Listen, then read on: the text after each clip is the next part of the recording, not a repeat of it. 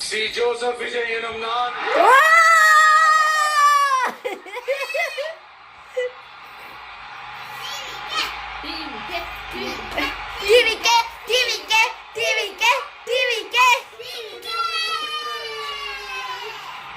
இந்திய அரசியல் அமைப்பின்பால்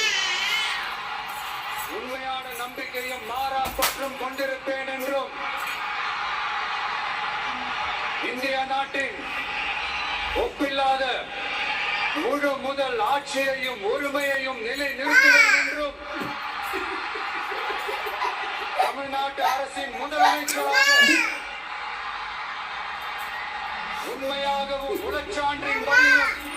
என் கடமைகளை நிறைவேற்றுவேன் என்றும்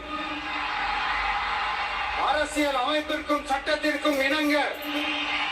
அச்சமும் ஒருதலை சார்பும் இன்றி விருப்பு வெறுப்பை விலக்கி பலதரப்பட்ட மக்கள் அனைவருக்கும்